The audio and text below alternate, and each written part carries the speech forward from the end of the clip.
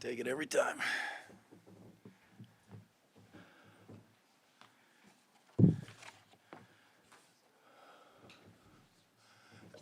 Well, guys, thank you for coming out here and covering us. I appreciate it. Really proud of our team. Went out and played complimentary football today, all three phases, and I think something that I didn't make a deal about because I didn't want our players thinking about it, but that's 8 straight weeks.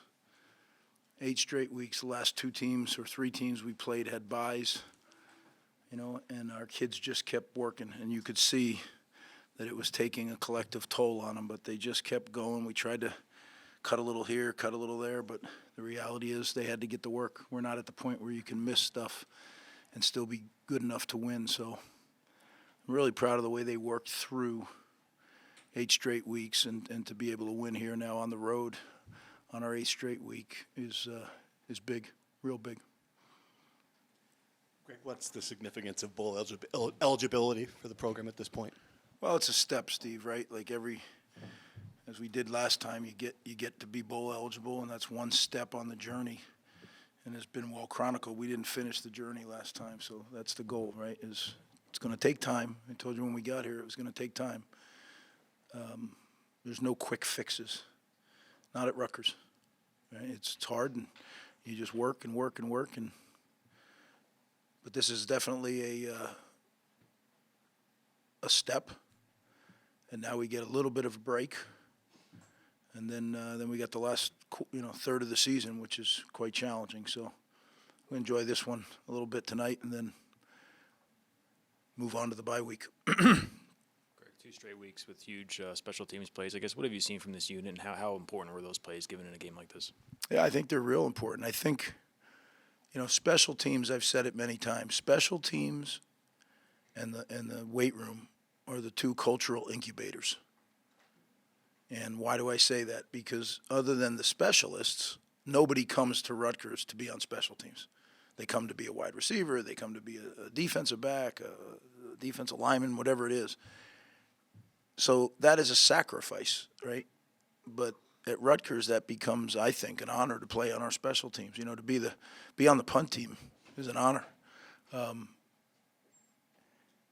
And that in the weight room, right? Not a lot of guys, very few guys love to go in there and just train and put themselves through the pain of development. But so like for me, when I look at our program, how we develop and who are the guys that we can count on, those are 2 big areas that I look very closely at. So I'm pleased that we were able to do it this week. Essentially 2 turnovers on teams, and that played a big part in the game. Can you just talk about what allowed you guys to run the ball so effectively today with the quarterback and the running back? I just think it starts up front. The guys have gotten better every single week. Are we where we want to be? No. But we're just getting better every week, and that's our goal. As long as we can keep the arrow going that way. And then I think Kyle Monungai is a tough guy. I mean, I even from my vantage point, sometimes I'm like, okay, what is it, 2nd and 7? No, it's 2nd and 4. He just hits it in there and comes downhill, and and then Gavin, obviously, I just didn't know how long he could go. Right? I mean, that was quite a run. I was so far behind the play that I didn't even realize how close he was to the goal line. When they said he's in on the headset, I said, "Oh my goodness, that was a heck of a play," and really a great read by him. I mean, everything was done just right by him for that play to work, and it's not an easy one to read. I can tell you. He did it all very well. So that was, look, we needed it, right? I mean, I told everybody all week long, this is a really good football team. Now, I think I'm correct in this, right? Before today, they were 2-4, and the 4 teams they lost to have a total of 4 losses themselves, right? It's Michigan, it's Ohio State, Maryland, and Louisville, right? Combined 4 losses, and this is a good team. So tough one to go on the road and win. Really, really blessed to be able to do it and excited. Does this feel like the formula from the first time around where you can run the ball as well as you did, special teams, plays, excellent on defense? I mean, is this kind of it? I think for us it is, Steve. But you got to remember, too, like once we got it rolling, we had 2 1,000-yard receivers, a 3,000-yard quarterback, and a a 2,000-yard running back, right? So you just gotta build it step by step. There's no quick fixes, and we're getting there. We just enjoy this one a little bit, and then we'll go right back at it tomorrow. What were you guys able to do on defense in the second half? Because it seemed like things just kind of went to another level there, and you ended up. I think Joe Harasimiak and the defensive staff did a great job of adjusting. You know, it felt like a little bit like we were chasing the game in the first half. And I really think he simplified, and he just kept preaching fundamentals, and we didn't try to call him into it. We just kind of let him go do it, and the players did it. And again, they do a good job. You know, their line coach is a friend and coach for me at Tampa. And, I mean, I knew it was going to be a battle.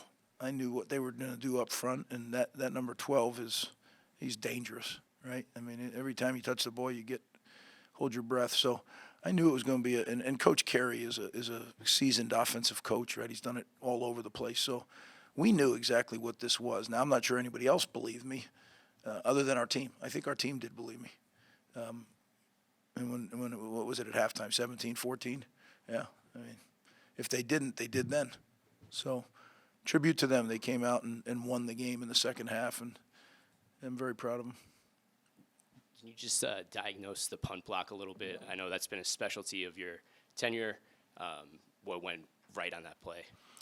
Well, first off, we have guys that work on the special teams, you know, that do a great job. Eddie Allen, Bob Frazier, they do an incredible job researching and finding stuff, and then our players do an incredible job.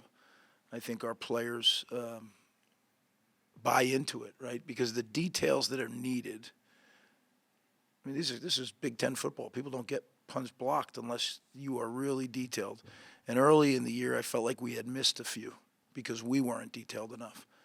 And I've been a little bit of a, I guess, cranky coach when it comes to that, because I believe that we have the ability to do it. We work on it a lot, so it needs to pay dividends. Otherwise, you're wasting time. And so it was really good. Yeah, really, really a perfect execution, little cat and mouse game. And Timmy continues to do a great job of running that team for us. He makes all the checks, so I was proud of him. Greg, we haven't seen you since the Michigan investigation news broke. Any reaction to that at all? You're one of the 6 teams that. No, I think everything got blown out of proportion. That comment at halftime was strictly about my frustration with some things that had gone on in the first half, you know, with officiating, and that had nothing to do. I don't know how. I said to him, how do I get dragged into this, you know? But no, let's focus on today's win. Playing 8 straight weeks, it seemed like you guys, not seemed like you guys did get banged up a bit in this game. I mean, how much do you feel like you need this week off just to kind of recover and get ready for the? Well, we need it desperately, and I hope, you know, I think we got to wait and see, but I think there could be some things that aren't just a week, and that's the danger, right? When you get tired, things like that happen. You get, you know, the fine line between getting hurt and not getting hurt, you know, it's just an inch here, an inch there in your movements. And when you're fatigued, and again, like I said, we tried. We kind of shaved off a little here, shaved off a little there, but we're not at the stage where we can say, hey, you know what, let's cut this practice in half. We won't execute. So, but I'm really proud of our guys because we don't talk about it, but they know they're tired. I mean, a couple of them, they spend so much time at that Hale Center trying to get treated and use the apparatus to get better. But again, like I said, that's all fight. That's all them chopping away. And that's the culture that we're building here. And they build it, right? We present it. We give them the vision, but the players have to buy in and do it, and they have. So we'll get a break, and then we're on to the final third of the season. Like I said, guys, appreciate you covering us and coming out, and see you in a little bit. Oh, one thing. Tomorrow, we got a big game at our place, right? Our field hockey team. Right, I guess we're 4 and Northwestern's 1, but they're coming to our place. So, to all our fans, let's show out and show up and root these guys on, because this is high level stuff, and we're doing really well. So appreciate it.